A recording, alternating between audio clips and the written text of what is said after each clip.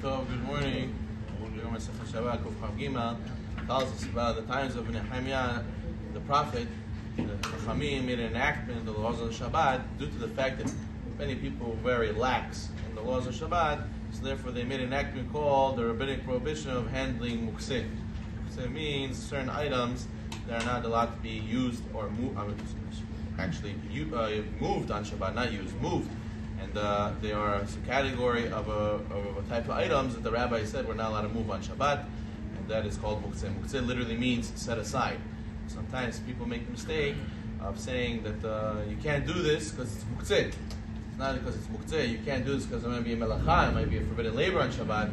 But to move something that's the rabbis prohibited because you might come to lead to do a melacha, or it's something that's not supposed to be used on the Shabbat, that moving that item is asur because it is Muktzeh.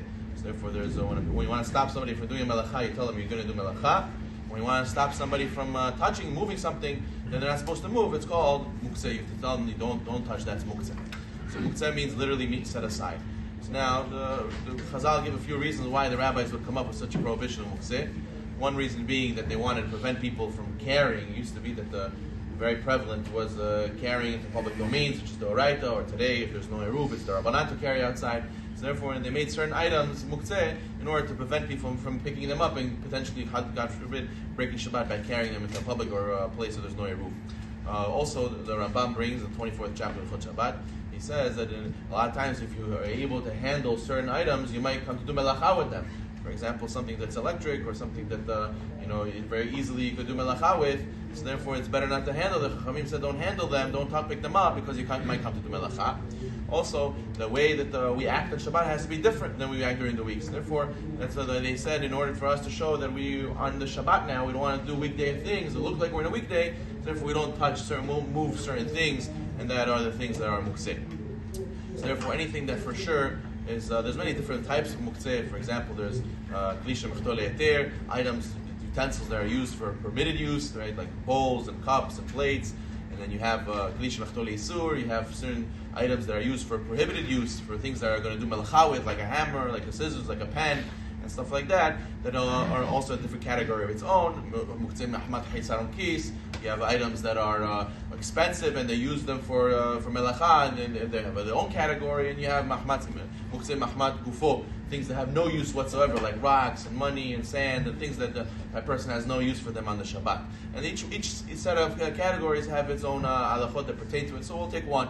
We'll take Klisha Mechtole Leisur, items that are used usually for prohibited purposes. For example, like I mentioned, an axe, a hammer, or a pencil. All these things, they are forbidden to be moved on the Shabbat. But there are certain leniencies the Chachamim did give. For example, they are allowed to be moved Mahmad Gufo or Mahmad Mekomo. Let's say if you need the space that they occupy, and you have a table that you need to use, and you need to for the guests, and there are pens on the table, there's a hammer on the table, there's things that are in Klish Nechtole Isur, you're allowed to pick them up and move them. Why? Because you need the space that they occupy. Or if, let's say, Mahmad Gufo, you need to use them for something permitted. I need to use the hammer to crack open nuts. You need to use the item for something that's permitted, not for melacha. Also, it will be permitted to move that item to use it for what you want it to. However, just for the sake of the sun to the shade, or from the outside because it's going to rain and you want to bring it inside for the sake of it not getting damaged, over there, the Chamim did not permit to move the Muktzeh. It will be asur to move it. Or let's say you have no use for it and you have no use for the space and you just want to pick it up and move it, it will be asur to move it. In those cases, that's where the prohibition of Muktzeh applies. But the Muktzeh Mahmat Kisaron Kis, very expensive tools that people wouldn't use for other purposes, they have their own categories, Muktzeh Mahmat Kisaron Kis, which is a different halakha. But persons should become familiar with the laws of Muktzeh. They're very applicable, and they're very, very holy and very important part of the Shabbat. Whoever goes against the fence that the rabbis made, says the Gemara, the snake will bite him, and the Gemara says whoever goes against the words of the sages is hayab mitah, deserving of death. So therefore, a person has to make sure to keep the laws of Muktzeh as well. Now, there's a wonderful story about Rabbi Zino, where the person didn't have children for many, many years, and he came to get a blessing. It was very hard for him to get the blessing for the rabbi, but he finally reached the rabbi. He finally got the blessing, and the rabbi, very interestingly, he gave him he wrote down a note, and he said, only open this note after you have the children. So then he gave him a bracha, and afterwards they had children. They ended up having 3 sons. They had 3 triplets. And when they gave birth, they opened the note, and the rabbi wrote, make sure to name them Abraham, Yitzhak, and Yaakov. So we should zocheh to hear bracha and good news, and everyone should have a Shabbat Shalom.